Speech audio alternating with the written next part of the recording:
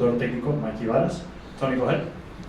Mikey, congratulations on an important victory. The catalyst of change in the first half was obviously that red card to Marcus. From then on, could you talk to me and walk me through the game tactically on what was the plan from then on, and then on the other side, the intangibles of this matchup that ended up being an incredible game altogether? Yeah, so in the build-up, we knew we needed to find our feet a little bit, and we needed to keep playing against the press and stay brave there. And we pushed Chris a little bit to kind of right fullback-ish position so that Duran could take up a center back position so we could still have a build-up against one player less. And then we really told them, just make sure you're still brave to play because we can find the spaces, and I think they did a good job. And then in terms of ball recovery, it was about finding this 4-4-1 a little bit mid-block and lower, and being patient until the ball got into the wide areas, and then looking to jump with our fullbacks and get into double pressure, which is where we get the first goal from, David going into double pressure. And then when they play back and back and back, we said, this is where we got to take risk. And you got to go and press, and we got to go with as many people as possible. And the back line was going to have to deal with sometimes 2 or 3 extra players. And the intangibles are, I think anybody who was in the stadium will remember this night, because the team not only found a way to get the result, but they found a way to continue imposing themselves, even though a lot of things went against us tonight. Coach, I know where you're going up the box. Did you had an opportunity to talk to David right now inside of the locker room? And if so, can you share with us what did you talk to him? And the other thing, I know it's not an excuse about the altitude in Toluca, but will that determine a little bit the game? Yeah, I mean the altitude is a real thing, right? So the ball moves different, and obviously it can affect your running, but it's just a mental challenge that we need to be ready for. And the nice thing is now we have the experience of going to Mexico City, so we know what it feels like. And anytime you do something in your life for the second time and now you know what it feels like, you're a little bit more ready for that challenge. And of course we play against a good team, and we're going to have to suffer at moments, but I think the team is also ready for those kind of moments, and I think also we can make them suffer as well if we go there and play our best. And then for David, just really happy for him. He's a kid who works hard, always trains really well. He had some ups and downs in the preseason, and then of course started having an up. He scored a goal. He had an impact in an earlier game, and then he had a little quad injury, so another down. So just really happy to see him come in. I thought he'd been really bright in the last couple of weeks in training, and then in the last game in Kansas, I thought he subbed in and showed a spark for us, which was why he earned the chance tonight. Second half, what was your going into the second half? What did you tell the team how to attack him? Because he came out real effectively.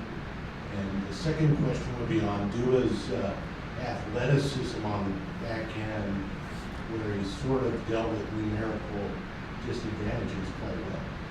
Yeah, Manu and Chris, I think all the players were beasts tonight, specifically those two having to deal sometimes being 2 against 3 or 2 against 4 in situations. We already challenged them a lot in terms of being in man-on-man situations a lot, but today was a much bigger challenge against very, very good players, and I think he did well. And we made those tactical adjustments that I just mentioned now, but the most important thing was asking them what they felt when I walked in, and the feeling was we can win this game.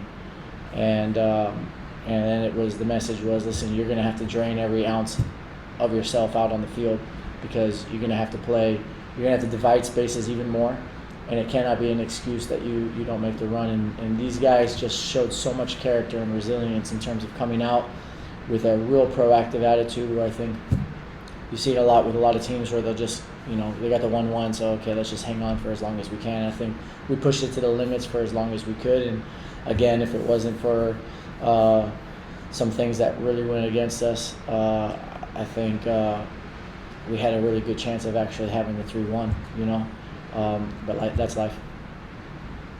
Profe, de este lado, Ashley González, muchas felicidades por la victoria. Has logrado con 10 jugadores lo que 10 equipos de la Liga MX no han podido, ¿no? Ganarle al Toluca, está invicto en la Liga MX y tú con 80 minutos jugando con 10 futbolistas lo logras, terminas el partido con 9. ¿Cómo te sientes de tu equipo, del trabajo que hicieron esta noche? Y la segunda pregunta sería, el resultado queda abierto, ¿no? Por esos 2 penaltis que tiene Toluca. Está muy abierto para la vuelta. ¿Cómo te sientes con este 3-2 del marcador global? Primero y principal un poquito frustrado porque creo que por el alto rendimiento que los dos equipos se mostraron en un torneo de mucho rendimiento, no creo que el arbitraje ha sido bueno y afectó mucho el flow del partido. Pero también al mismo tiempo la vida te da estos momentos y orgulloso porque los chicos respondieron con mucho carácter y respondieron sin excusas y con una mentalidad de superar lo que ha pasado y bueno, feliz por los 3 puntos porque los 3 puntos es primordial. Ahora los dos goles en casa en contra que ahora ellos tienen, nosotros tenemos todo el fe en el mundo que podemos ir allá para ir a ganar el partido y eso es esa es la actitud que necesitamos. Mikey, por acá, Daniel Schwartzman de TUDN. Después del penal, la expulsión, el gol en contra, jugar por lo menos, ¿qué pasó ahí por tu mente y cuál fue el mensaje que le diste al equipo durante el medio tiempo? Como he dicho, frustración porque creo que muchas cosas nos han pasado en contra en este partido, pero lo que me pasó en la mente es que eso ya pasó, ya está fuera de nuestro control y ahora ¿qué? ¿Cómo vamos a responder? Y lo más importante es como técnico tratar de ayudar al equipo, de plantearse de la mejor manera y también para que tienen el espíritu para saber que sí se puede lograr lo que quieren lograr. Y después los chicos tienen que hacer el trabajo más difícil, que es correr 10 contra 11 y después 9 contra 11 y los chicos mostraron un carácter increíble. Última pregunta en la sala. Giovanni Guerrero para Síntesis Deportes. Vicky, hablas del carácter que tiene el equipo.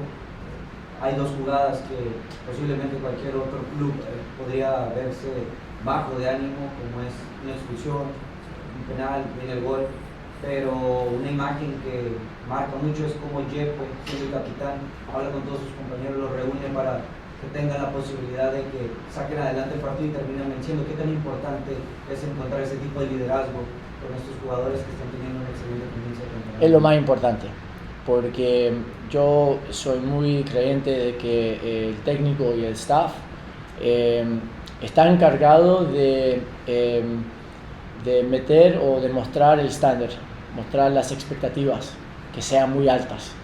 Eso fue mi trabajo y es mi trabajo.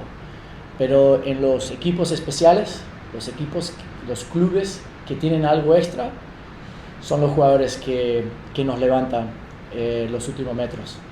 Y yo creo que esto fue un gran ejemplo donde los jugadores agarró todo el club y dijo, ¿sabe qué? No importa lo que está pasando hoy vamos a tratar de ganar este partido. Y no significa que vas a ganar, pero significa que tienes oportunidades de ganar. Y yo muy orgulloso de ellos porque esto significa que tenemos ingredientes de algo especial para seguir creciendo. Tom, with the last question in the room. What is Bombino bringing into the final third, and was that a point of emphasis coming into this year? Yeah, Bombino's next steps were final product in the final third. I think he started his first season well, but we told him, and I think I said it earlier in the season, Bombino year 2 can't be the same Bombino that we saw last year, and he's taking tremendous steps. He's also showing the maturity to be able to play on the right side, play on the left side, basically do whatever we ask of him to help the team win. But he was really effective for us with a man down, making these late runs, getting behind and having quality in the service. And I think he's one of many guys who just left everything on the field and made their club really, really proud tonight. Thank you. Last question on Zoom, Orlando Castellano, adelante. Gracias. Buenas noches. Orlando Castellano, Servicio Informativo en Deportes. A Toluca, ningún equipo de la Liga MX en lo que va del torneo le ha metido 3 goles. Hoy ustedes metieron 3 goles. ¿Eso les da más confianza a ustedes para el partido de vuelta en esa parte de que le pueden hacer daño y llevarse la serie y dar la campanada en esta Champions Cup en estos octavos de final?